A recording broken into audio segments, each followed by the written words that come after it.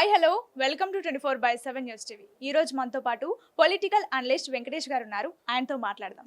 నమస్తే సార్. నమస్తే అండి. ఎలా ఉన్నారు సార్? బాగానే ఉన్నాం సార్, ఇప్పుడు చూసుకుంటే విజయసాయి రెడ్డి అనే ఒక టాపిక్ ఇప్పుడు వైరల్ అవుతుంది. ఎందుకంటే ఆయన తమిళనాడు బీజేపీ చీఫ్గా జాయిన్ అవుతున్నారు అనే వార్తనైతే వైరల్ అవుతుంది. సో ఆయన రాజకీయాలే చేయను అన్న వ్యక్తి, వ్యవసాయం చేసుకుంటానన్న వ్యక్తి ఇప్పుడు తమిళనాడు బీజేపీ చీఫ్గా పోవడం ఎలా చూడాలి? పవన్ కళ్యాణ్ గారు బీజేపీతో సస్తే కలవనని చెప్పారు. ఇప్పుడు కలుస్తున్నారు కదా, అది రాజకీయాలు అంతే. మాట్లాడతారు, వాళ్ళు ఏదైనా జరుగుతాయి.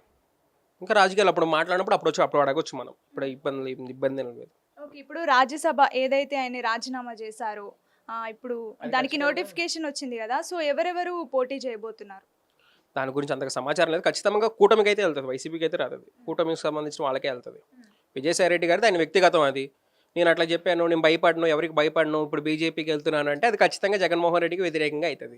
అది బీజేపీ ఆడిచిన గేమ్ అనుకోవచ్చు.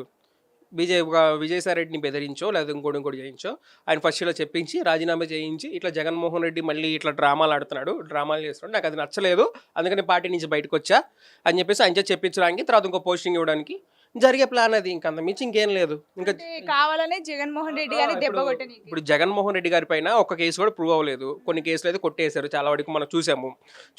రేపొద్దున జగన్మోహన్ రెడ్డి గారి దగ్గర చార్టెడ్ అకౌంట్ చేసిన వ్యక్తి విజయసాయి రెడ్డి. ఆయన విషయాలన్నీ కూడా తెలుస్తాయి కదా, ఎక్కడో చోట దొరుకుతాడు కదా, అప్పుడు లాగుదాం. 16 నెలలు జైల్లో పెట్టారు, కేసు ప్రూవ్ అవ్వలేదు. ఇప్పుడు 11 సంవత్సరాలు అయిపోయింది, దాదాపు 11-12 సంవత్సరాలు. ఎప్పుడు నాది 2014 నుంచి ఇప్పటి వరకు కూడా ఆయన మళ్ళీ జైల్లో పెట్టడం కుదరలేదు. మళ్ళీ పాయింట్స్ లాగాలి. కోర్ట్స్ కూడా హైకోర్టు నుంచి తెలంగాణ నుంచి ఆంధ్రాకి మార్చమంటే ఎందుకు మార్చాలని చెప్పి అడిగినాయి. సో విజయసాయి రెడ్డిని పట్టుకుంటే దానికి క్లూ దొరకవచ్చు, తర్వాత విజయసాయి రెడ్డిని అస్త్రంగా మాడుకోవచ్చు. ఆంధ్రప్రదేశ్లో జగన్మోహన్ రెడ్డి అని చెప్పేసి ఒక్కడు లేకపోతే ఉంది కూటమి, మన ఇష్టరాజ్యం వచ్చినట్టు పనిచేసుకోవచ్చు అన్నది వాళ్ళ స్టేట్మెంట్. ఉన్నది మేమే కదా. జగన్మోహన్ రెడ్డి అనే ఒక వ్యక్తి రేపు అధికారంలోకి వస్తే ఏదో చేస్తాడని కాదు. ఇప్పుడు ఆయన ఉండడం ఆయన ఉన్నాడని చెప్పి భయం ఉంటుంది. రేపొద్దున ఆయన అధికారంలోకి వస్తే మన పొజిషన్ ఏంటని చెప్పేసి రాజకీయ నాయకులు మాట్లాడుకుంటారు. అది వాళ్ళకి ఒక ఆలోచన ఉంటుంది. అది ఇప్పుడు ఓడిపోయిన తర్వాత జగన్మోహన్ రెడ్డి గారు ఎందుకు సైలెంట్గా ఉంటున్నారు? ప్రజల్లోకి ఎందుకు ప్రశ్నించట్లేదు? ఇప్పుడు 6 గ్యారంటీల విషయంలో కానీ మిగతా ఏమైనా ప్రజలకు అన్యాయం జరుగుతుంటే ఎందుకు వెళ్ళి ప్రశ్నించట్లేదు? ఎందుకు ప్రశ్నించట్లేదు? ఫీజు రీయింబర్స్మెంట్కి వచ్చారు, రైతుల గురించి వచ్చారు. ఇప్పుడు వచ్చి బయటకు వస్తే వీళ్ళే అంటారు, వచ్చే సంవత్సరమే కదా అయిందంటారు. అప్పుల గురించి రాష్ట్రం 14 లక్షల కోట్లు 15 లక్షల కోట్లు అని చెప్పి ప్రచారం చేశారు. అసెంబ్లీలోనేమో 6.5 లక్షల కోట్లు ఇచ్చారు. దానికి కూడా మళ్ళీ ఇప్పుడు తీసుకొచ్చి ఎక్కడికైనా సరే వాలంటీర్లను తీసేసి వాలంటీర్లు పనిచేస్తున్నాడు చంద్రబాబు నాయుడు గారు.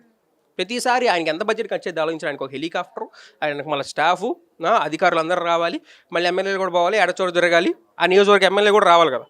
ఎందుకు వాళ్ళకి న్యాయం చేయలేరు? వస్తారు ఖచ్చితంగా, ప్రజలు తిరగబడాలి మేడం. ఫస్ట్ పద్దాకలు కూడా అపోజిషన్ పార్టీ వస్తే వాళ్ళకి విలువ ఉండదు. ఇప్పుడు నాకు డబ్బులు కావాలంటే మీ దగ్గరికి రావాలి, మిమ్మల్ని అడగాలి, మిమ్మల్ని అడిగితే మీరు ఇస్తారు. అలా కాకుండా ఎవరిని ఈ మంత్లో వాడి దగ్గర డబ్బులు అయిపోయి ఉంటాయేమో, నేను ఇస్తే బాగుంటుందంటే వాడికి మన మీద ఇది ఉండదు. అర్థమైందా?